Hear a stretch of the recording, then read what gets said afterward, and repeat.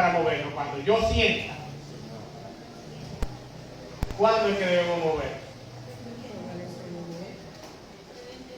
Por el entendimiento de quién? De su palabra. Entonces me llamaba mucho la atención Jesús. Y he aprendido mucho con eso. Jesús estaba en el desierto. Y tenía 40 días ayunando. Y cuando sintió, ¿usted sabe qué fue lo que sintió? Hambre. Y el Señor le habló a él en esos 40 días.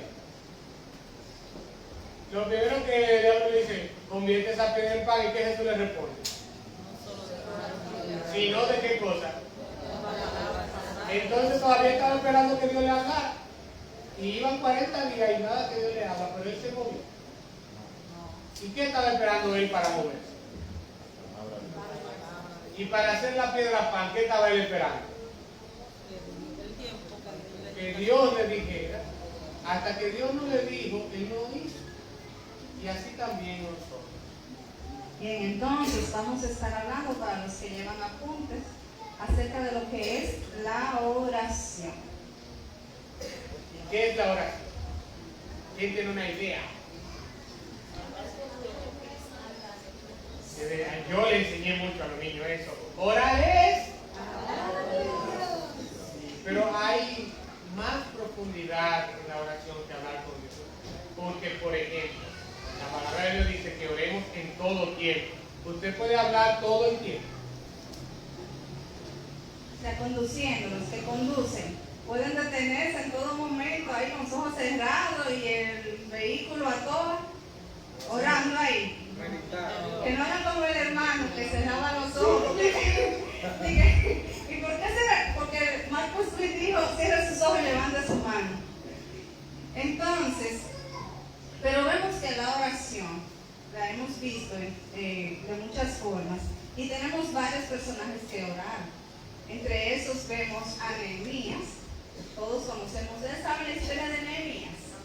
¿Qué fue lo que hizo Nehemías? Levantar muro. Pero antes de levantar muro, ¿qué fue lo que él hizo? Con el que tenía Nehemías, que ya no podía congregarse. Sí, ¿Cuál era el trabajo de Nehemías antes de irse a levantar? Básicamente él era único escolta. Él era el bartender del rey, pero era una posición de mucho privilegio, porque el que le servía bien al rey tenía que probarlo y ponía su vida en peligro siempre para protegerla del rey. Y él estaba ahí. ¿Y ustedes creen que le faltaba dinero? ¿Ustedes se imaginan usted ser el cocinero personal de Abinader? Él estaba, ¿y ustedes creen que él tenía problemas económicos o de seguridad? Él estaba muy estable, pero pasó con Nehemías. Vamos a buscarlo en las escrituras. Nehemías 1, 4 al 11.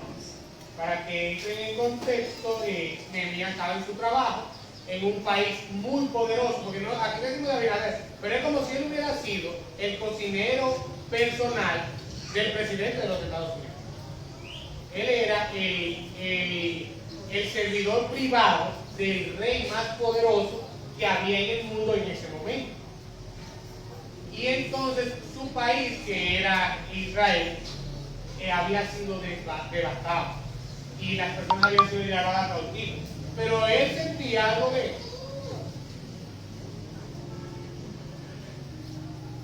Si usted está con todo suplido, usted siente en un país muy lejano, usted siente que en el país suyo hay problemas. Él nada de eso lo veía, ni nada de eso lo sabía, ni nada de eso lo sentía.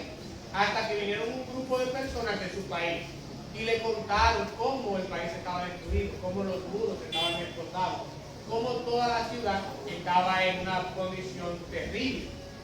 Y vamos a leer la palabra, ¿qué fue lo que hizo Nehemías cuando se enteró de aquella gran necesidad? Dice Nehemías 1, 4 al 11. Cuando oí estas palabras, me senté y lloré. E hice duelo por algunos días y ayuné y oré delante del Dios de los cielos.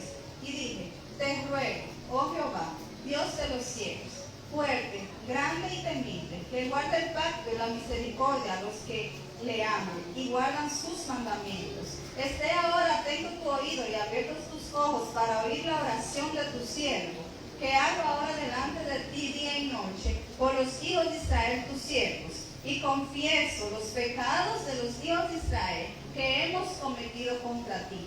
Sí, yo y la casa de mi padre hemos pecado, en extremo nos hemos corrompido contra ti, y no hemos guardado los mandamientos, estatutos y preceptos que diste a Moisés tu siervo.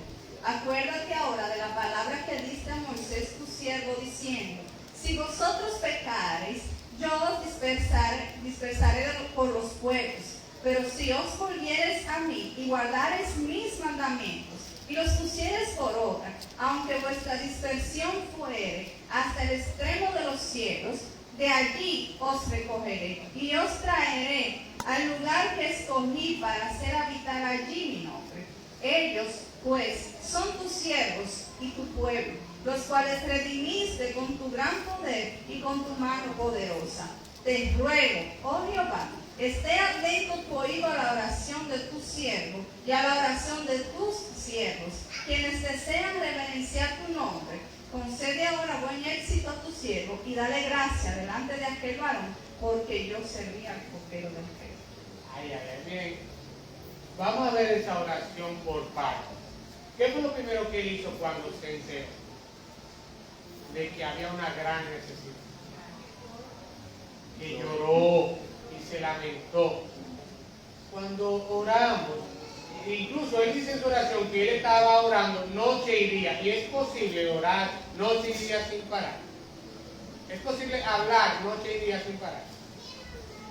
Pero la oración tiene que ver más que con solamente hablar. En su corazón, él sentía dolor por lo que le estaba pasando a aquellas personas.